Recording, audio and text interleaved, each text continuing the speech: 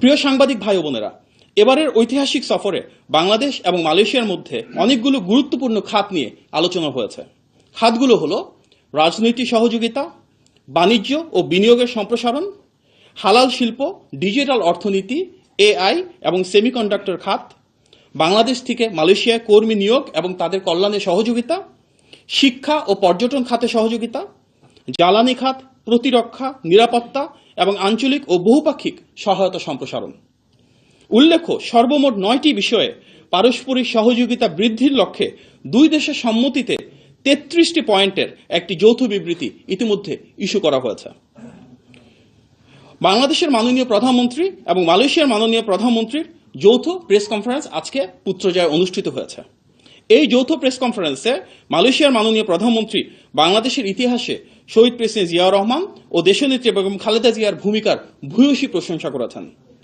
মাননীয় প্রধানমন্ত্রী তারেক রহমানের যে ত্যাগ ও সংগ্রাম রয়েছে বাংলাদেশের মানুষের অধিকার ও স্বাধীনতা প্রতিষ্ঠার জন্য, সেটিও তিনি স্বীকার করেছেন, স্মরণ করেছেন এবং তার জন্য যথেষ্ট প্রেরণা জুগিয়েছেন। বাংলাদেশের সঙ্গে মালয়েশিয়ার যে ভিন্নমাত্রিক ঐতিহাসিক ভ্রাতৃত্বপূর্ণ এবং বন্ধুত্বপূর্ণ সম্পর্ক রয়েছে, সেটিকেও মালয়েশিয়ার মাননীয় প্রধানমন্ত্রী আলোকপাত করেছেন। প্রিয় সাংবাদিক ভাই বোনেরা, পারস্পরিক স্বার্থকে প্রাধান্য দিয়ে বাণিজ্য ও বিনিয়োগ বৃদ্ধি করে অর্থনৈতিক সহযোগিতা আরও কিভাবে শক্তিশালী এবং জোরদার করা যায়, সেটিকে নিয়ে দুই দেশের রাষ্ট্রনায়ক সুবিস্তৃত আলোচনা করেছেন। দুই দেশে মুক্ত বাণিজ্য চুক্তি বা এফটিএ স্বাক্ষরের লক্ষ্যে আলোচনা এগিয়ে নেওয়ার বিষয়ে সম্মতি হয়েছে এবং এটিকে বেগবান করার জন্য কার্যকর নির্দেশনা প্রদান করা হয়েছে। প্রযুক্তি, বিনিয়োগ ও দক্ষতা উন্নয়নের মাধ্যমে শিল্প ও ব্যবসা খাতে সহযোগিতা বাড়িয়ে কিভাবে নতুন কর্মসংস্থান এবং অর্থনৈতিক সুযোগ সৃষ্টি করা যায়, সেগুলো নিয়েও দুই দেশ একসাথে কাজ করার ঐক্যমত্য পোষণ করেছে। একই সাথে হালাল শিল্প ও হালাল ব্যবসার সম্ভাবনার যে অপার গুরুত্ব রয়েছে, সেটিকে অনুধাবন করে কিভাবে মালয়েশিয়ার বেস্ট প্র্যাকটিস আমরা বাংলাদেশে অ্যাডাপ্ট করতে পারি হালাল শিল্পের বিকাশের জন্য, সেগুলি নিয়ে দীর্ঘ আলোচনা করা হয়েছে। এ খাতে মালয়েশিয়ার অভিজ্ঞতা কাজে লাগিয়ে বাংলাদেশে হালাল পণ্য, সনদ প্রদান ব্যবস্থা এবং দক্ষ জনবল তৈরির পাশাপাশি গবেষণা ও প্রশিক্ষণ কার্যক্রমে সহযোগিতার বিষয়ে নেতৃবৃন্দ একমত হয়েছেন। প্রিয় সাংবাদিক ভাই বোনেরা, আজকের আলোচনায় কৃত্রিম বুদ্ধিমত্তা বা এআই, ডিজিটাল অর্থনীতি, সাইবার নিরাপত্তা ও আধুনিক প্রযুক্তি খাতে সহযোগিতা বাড়ানোর বিষয়ে গুরুত্ব আরোপ করা হয়েছে। পাশাপাশি বাংলাদেশের তথ্য প্রযুক্তি খাতে, বিশেষ করে প্রযুক্তি পার্ক ও অর্থনৈতিক অঞ্চলে মালয়েশিয়ার বিনিয়োগ কিভাবে বৃদ্ধি করা যায়, সেটি নিয়েও আলোচনা করা হয়েছে। আপনারা জানেন, মালয়েশিয়ায় বর্তমানে প্রায় 11,000 বাংলাদেশি শিক্ষার্থী অধ্যয়নরত রয়েছে। বাংলাদেশ এবং মালয়েশিয়ার আর্থসামাজিক উন্নয়নে তাদের ইতিবাচক অবদানকে উভয় দেশ স্বীকৃতি দেয়। দুই দেশের সরকার প্রধান শিক্ষাক্ষেত্রে সহযোগিতা, বিশেষ করে বিশ্ববিদ্যালয়গুলোর মধ্যে অংশীদারিত্ব, যৌথ গবেষণা এবং কারিগরি ও দক্ষতা ভিত্তিক শিক্ষা সম্প্রসারণে একমত পোষণ করেছে। একই সঙ্গে কর্মবাজারের চাহিদা অনুযায়ী দক্ষ মানব সম্পদ গড়ে তোলা এবং শিক্ষার্থীদের দক্ষতা উন্নয়নের উপর গুরুত্ব আরোপ করেন উভয় সরকার প্রধান। প্রতিরক্ষা সহযোগিতা আরও জোরদার, সামরিক প্রশিক্ষণ ও দক্ষতা উন্নয়ন কার্যক্রম সম্প্রসারণ এবং জাতিসংঘ শান্তিরক্ষা মিশনে পারস্পরিক সহযোগিতা বৃদ্ধির বিষয়ে উভয় দেশ একমত হয়েছে। পাশাপাশি সন্ত্রাসবাদ মোকাবেলায় প্রশিক্ষণ এবং সক্ষমতা উন্নয়নের মাধ্যমে দ্বিপাক্ষিক সক্ষমতা আরও কিভাবে শক্তিশালী করা যায়, সে বিষয়ে আলোচনা হয়েছে পর্যটন এবং সাংস্কৃতিক ক্ষেত্রে কিভাবে পারস্পরিক সহযোগিতা বৃদ্ধি করা যায়, সেটি নিয়েও। প্রিয় সাংবাদিক ভাই বোনেরা, আপনারা জানেন, ঐতিহাসিকভাবে বিএনপি সরকারের সময় বাংলাদেশ থেকে মালয়েশিয়ায় জনশক্তি রপ্তানি শুরু হয়েছে। শহীদ প্রেসিডেন্ট জিয়াউর রহমানের হাত ধরেই মালয়েশিয়ার শ্রমবাজার বাংলাদেশের জন্য উন্মুক্ত হয়েছিল।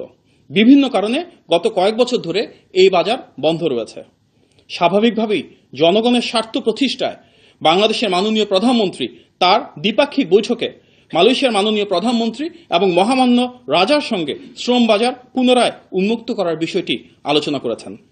দুই দেশের প্রধানমন্ত্রী ঐক্যমত্য পোষণ করেছেন যে অভিবাসনের ক্ষেত্রে ব্যয় যতটা কমানো যায়, অভিবাসনের ক্ষেত্রে প্রক্রিয়াকে যতটা স্বচ্ছ করা যায় এবং নিরাপদ কর্মপরিবেশে বাংলাদেশের শ্রমিকদের সুরক্ষা যেন নিশ্চিত করা যায়, এটি উভয় দেশের অগ্রাধিকার। বাংলাদেশের মাননীয় প্রধানমন্ত্রী সম্ভব হলে দ্রুততার সঙ্গে মালয়েশিয়ার শ্রম বাজার বাংলাদেশের জন্য পুনরায় উন্মুক্তকরণের আহ্বান জানিয়েছেন। একই সঙ্গে স্বল্প অভিবাসন ব্যয়ে আরও বেশি সংখ্যক বাংলাদেশি শ্রমিকদের কর্মসংস্থানের সুযোগ সৃষ্টি কিভাবে করা যায় সেগুলো নিয়েও আন্তরিক অনুরোধ জানিয়েছেন।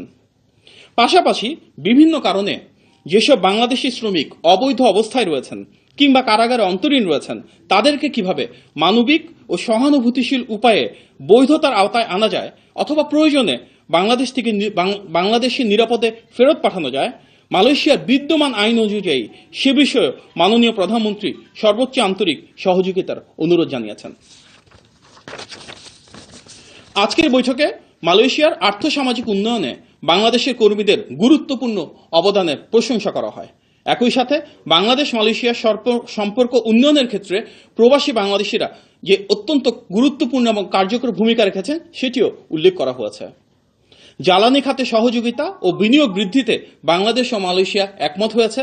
বিশেষ করে এলএনজি, তেল গ্যাস অনুসন্ধান ও নবায়নযোগ্য জ্বালানি খাতে মালয়েশিয়ার বিনিয়োগের বিষয়ে ইতিবাচক আলোচনা হয়েছে। বাংলাদেশে আশ্রয় নেওয়া রোহিঙ্গাদেরকে কিভাবে নিরাপদ, স্বেচ্ছামূলক ও সম্মানজনকভাবে মায়ানমারে প্রত্যাবাসন করা যায় এবং এক্ষেত্রে আন্তর্জাতিক বিভিন্ন প্ল্যাটফর্মে মালয়েশিয়া কিভাবে বাংলাদেশকে সহযোগিতা করতে পারে সে বিষয়েও আলোচনা হয়েছে।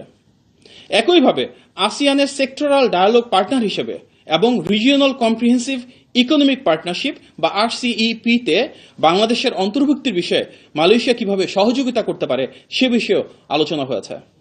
ফিলিস্তিনি জনগণের ন্যায়সঙ্গত অধিকার প্রতিষ্ঠা এবং মধ্যপ্রাচ্যে একটি স্থায়ী ও শান্তিপূর্ণ সমাধান অর্জনের লক্ষ্যে আন্তর্জাতিক সম্প্রদায়ের প্রতি সংলাপ, কূটনৈতিক উদ্যোগ ও গঠনমূলক প্রচেষ্টা অব্যাহত রাখার আহ্বান জানানো হয়েছে। একই সঙ্গে উভয় নেতা জাতিসংঘ ও OIC সহ আন্তর্জাতিক ফোরামে পারস্পরিক সমন্বয় বৃদ্ধি এবং আন্তর্জাতিক আইন ও ন্যায় ভিত্তিক যে বিশ্ব ব্যবস্থা রয়েছে সেটি প্রতিষ্ঠায় যৌথভাবে কাজ করার বিষয়ে সম্মতি ব্যক্ত করেছেন। জলবায়ু পরিবর্তন, খাদ্য নিরাপত্তা, মানব পাচার ও আন্তঃসীমান্ত অপরাধ সহ বিভিন্ন বৈশ্বিক নিরাপত্তা চ্যালেঞ্জ মোকাবেলায় ঘনিষ্ঠ সহযোগিতা জোরদারে দুই দেশের সরকার একত্রে কাজ করার বিষয়ে সম্মত হয়েছে।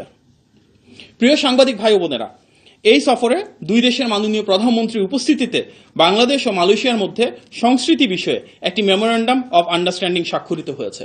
এর মূল উদ্দেশ্য হল দুই দেশের ইতিহাস, ঐতিহ্য এবং দীর্ঘদিনের সৌহার্দ্যমূলক যে সম্পর্ক রয়েছে সাংস্কৃতিক আদান প্রদানের মাধ্যমে সেটিকে আরও শক্তিশালী করা।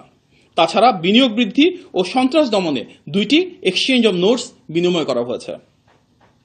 সফরকালে মাননীয় প্রধানমন্ত্রীর সঙ্গে মালয়েশিয়ার 5টি বৃহৎ ব্যবসা প্রতিষ্ঠানের শীর্ষ কর্মকর্তারা পৃথকভাবে সাক্ষাৎ করেছেন, যার মূল উদ্দেশ্য মালয়েশিয়ার সাথে বাংলাদেশের বিনিয়োগ এবং বাণিজ্য বৃদ্ধি করা এবং বাংলাদেশের কর্মসংস্থানকে আরও বেগবান করা। যারা আজকে মাননীয় প্রধানমন্ত্রীর সাথে দেখা করেছেন সেই কোম্পানিগুলোর মধ্যে রয়েছে পেট্রোনাস, আক্সিয়াটা, এয়ার এশিয়া, পার্ডুয়া এবং MMC কোর্ট।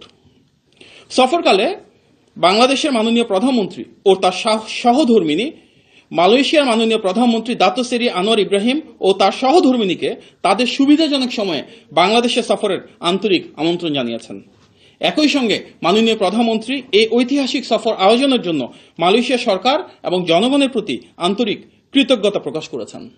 তিনি মালয়েশিয়ার উষ্ণ আতিথেয়তা, আন্তরিক সহযোগিতা ও সৌহার্দ্যপূর্ণ যে ভ্রাতৃত্ববোধ সেটিকে স্বাগত জানিয়েছেন।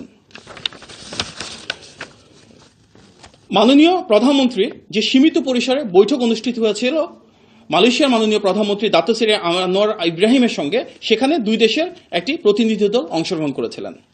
প্রাথমিকভাবে সেখানে পররাষ্ট্রমন্ত্রী ডক্টর খলিলুর রহমান, প্রবাসী কল্যাণ ও বৈদেশিক কর্মসংস্থান মন্ত্রী জনাব আরিফুল হক চৌধুরী, মাননীয় প্রধানমন্ত্রীর অর্থ ও পরিকল্পনা বিষয়ক উপদেষ্টা জনাব রাশেদ আল মাহমুদ তিতুমির, মাননীয় প্রধানমন্ত্রীর পররাষ্ট্র বিষয়ক উপদেষ্টা জনাব হুমায়ুন কবির, মাননীয় প্রধানমন্ত্রীর কার্যালয়ের মুখপাত্র আমি মাহদি আমিন উপস্থিত ছিলাম।